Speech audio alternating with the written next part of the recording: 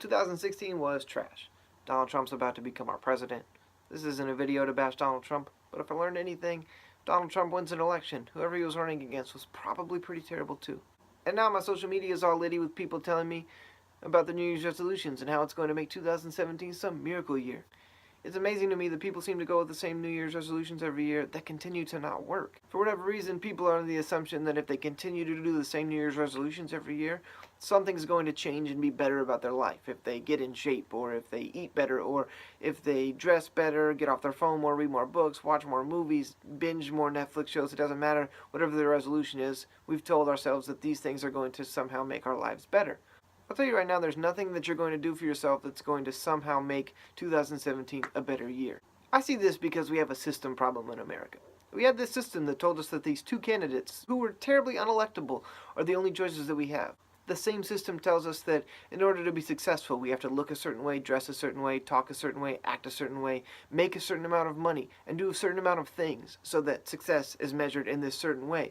It even tells us we need to go to certain schools and take certain classes and learn certain things so that we can be a certain way to be measured by their certain definition of what success looks like. So this system and this society has started to tell us that things should only focus on us.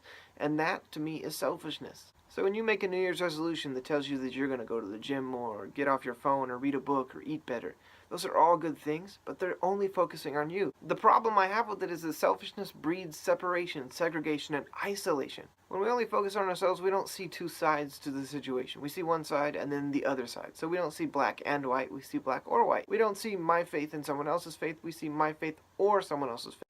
Take me for example, the first time I ever heard the hashtag Black Lives Matter, I remember immediately saying to myself, no, my life matters. White lives matter. What about other lives? All lives seem to matter. Maybe blue lives matter. The problem with that thought process is that I wasn't realizing that no one from Black Lives Matter was trying to tell me that my life doesn't matter. It's that they were saying our lives matter right now, and we simply need your help. I used to constantly think that other faiths were against me. If you were Hindu or Buddhist or Catholic or atheist, it didn't matter. I saw myself as me or them, my way or the highway. And the problem with that thought process is that I wasn't willing to put an and coexist with these people. Sure, I'd love to get buff and rich and eat better and all these things so that one day I could, achieve my dreams of being the Bachelor or whatever it is.